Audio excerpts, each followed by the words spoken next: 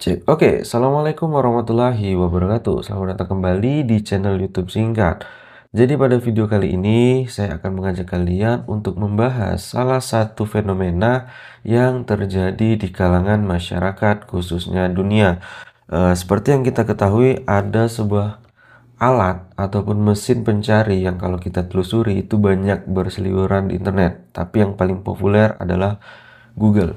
Nah, jadi di era globalisasi sekarang ini banyak manusia yang menjadikan Google itu adalah Tuhan. Ya, sebelum kita masuki pembahasannya, mari sama-sama jangan lupa kita klik like, share, dan juga subscribe video ini agar lebih berkembang dan bisa bermanfaat di kemudian hari. Oke, mari kita masuk ke pembahasannya. Nah, jadi di era globalisasi sekarang ini ataupun di era modern seperti yang kita ketahui banyak teknologi ataupun hal-hal yang bisa kita telusuri di dunia maya dengan lebih mudah.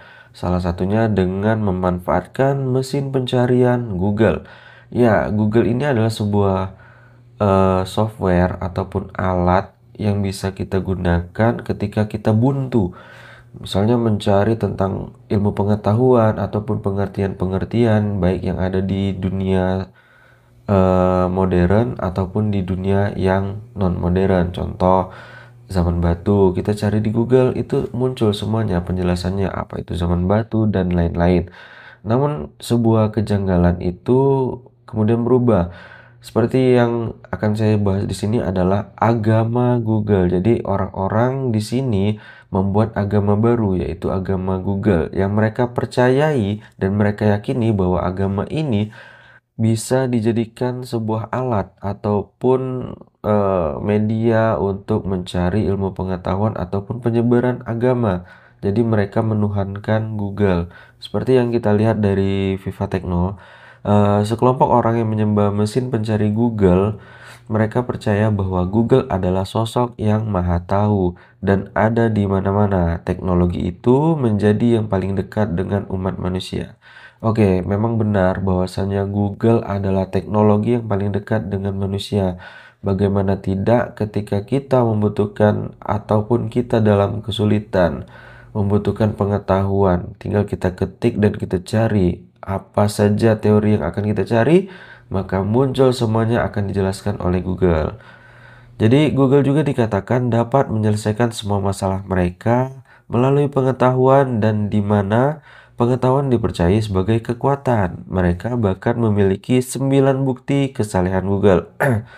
Jadi mereka yakin bahwa Google itu memiliki segalanya. Agama yang disebut Googleism ini didirikan oleh Matt McPherson yang tinggal di Ontario, Kanada. Jadi mereka menyebutnya adalah Googleism. Googleism adalah sebuah agama penganut Google gitu kan. Namun pendirinya ini tidak bisa kita cari tahu lebih dalam karena memang dirahasiakan ataupun diprivasikan agar tidak mudah diketahui orang-orang lain.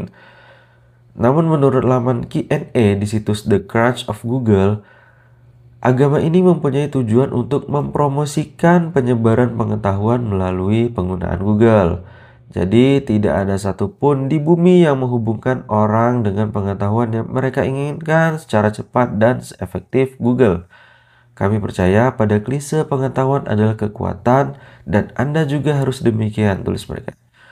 Jadi menurut mereka, apa yang kita inginkan ataupun pengetahuan ataupun pertanyaan yang akan mereka tanyakan itu langsung dijawab oleh Google. Jadi maka dari itu mereka menuhankan Google dan mereka lebih percaya kepada Google daripada Tuhan yang bentuknya supranatural ataupun yang tidak terlihat. Ketika mereka ingin bertanya ataupun ingin mencari tahu tentang Tuhan yang sesungguhnya, mereka tidak langsung mendapatkan jawaban. Berbeda dengan Google, mereka langsung mendapatkan jawaban yang mereka inginkan. Maka dari itu mereka atau penyembah agama Googleism ini yakin bahwa Google itu adalah Tuhan sebenar-benarnya Tuhan. Jadi selain Maha Tahu, gereja juga menyebut Google sebagai Mahadir, yaitu ada di mana-mana. Menjawab doa cukup klik dan mendapatkan jawabannya. Berpotensi abadi, tak terbatas dan mengingat semuanya.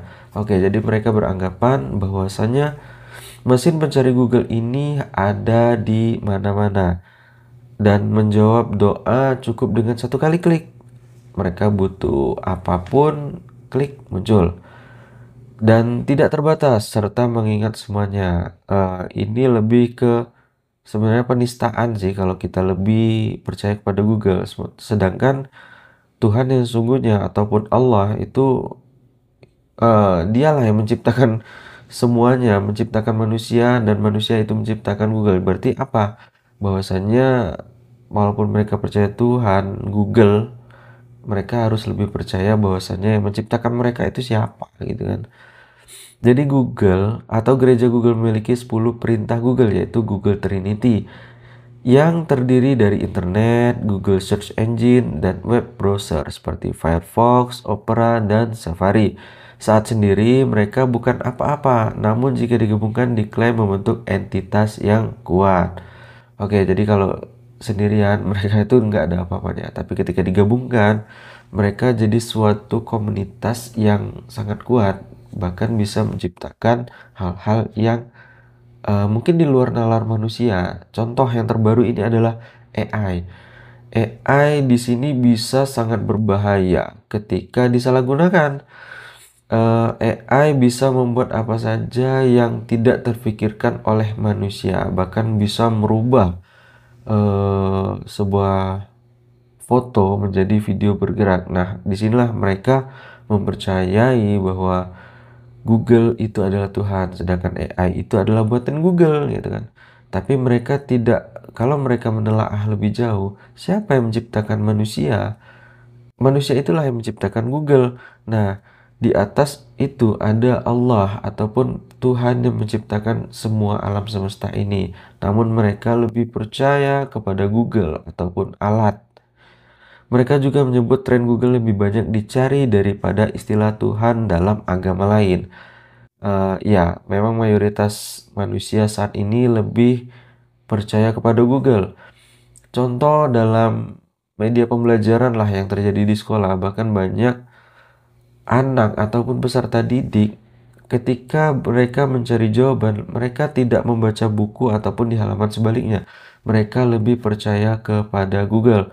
Dengan satu kali klik, mereka menemukan jawaban yang lebih konkret.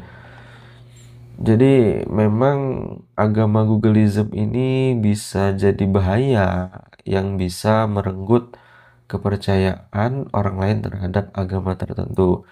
Jadi Googleism adalah aliran kepercayaan yang menganggap mesin pencari Google sebagai Tuhan. Aliran kepercayaan ini diciptakan oleh Matt McPherson yang menolak konsep ketuhanan supranatural. Jadi orang tersebut adalah orang yang menolak konsep ketuhanan supranatural. Jadi dia tidak percaya bahwa Tuhan yang bentuknya gaib itu. Mereka lebih percaya Tuhan yang bentuknya ada. Sangat disayangkan ya. Jadi jangan sampai kalian yang nonton video ini menjadi salah satu penganut Googleism, karena itu bisa sangat berbahaya. Jadi para penganut Googleism percaya bahwa Google lebih layak dijadikan Tuhan karena menjawab pertanyaan para Googleis. Konsep-konsep keyakinan Googleism tertuang dalam situs web thecrutchofgoogle.org. Googleism juga bisa merujuk pada sebuah aplikasi web yang menelusuri teks di Google dan menampilkan berbagai cara penggunaan istilah tersebut di antara hasil-hasilnya. Oke, jadi aplikasi ini dibuat oleh Paul Carey dan Chris Morton. Jadi itu sangat berbahaya ya kalau kita merujuk pada aplikasi tersebut. Jadi menurut kutipan dari merdeka.com, Sergey Brin adalah salah satu pendiri perusahaan pencari internet terpopuler yaitu Google pada tahun 1998. Sergey Brin dan temannya Larry Page resmi mendaftarkan domain google.com yang sampai saat ini menjadi pencarian internet terbesar di dunia. Lalu, siapa sebenarnya Sergey Brin itu? Sergey Brin lahir di Moskow, Rusia pada tanggal 21 Agustus 1973. Ia dilahirkan dari orang tua Yahudi. Jadi di garis bawah di sini adalah agama Yahudi. Ya, kita tahu kan agama Yahudi seperti apa. Yaitu Michael Brin dan Eugenia Brin. Ayahnya seorang profesor matematika dan ibunya adalah seorang peneliti di NASA. Jadi mereka adalah anak dari orang-orang yang memang terpandang, tapi perlu digarisbawahi mereka menganut agama Yahudi. Agama yang saat ini bisa dibilang sesungguhnya teroris itu sendiri. Oke, jadi mungkin sampai sini dulu pembahasan kita. Akan kita bahas di lain waktu di video berikutnya tentang agama Googleism ini. Oke, jadi eh, kepada kalian semua silakan tulis ya di kolom komentar materi apa saja ataupun berita-berita apa saja yang akan kita bahas di video-video berikutnya. Oke, saya akhiri sekian dulu. Saya ucapkan terima kasih dan assalamualaikum warahmatullahi wabarakatuh.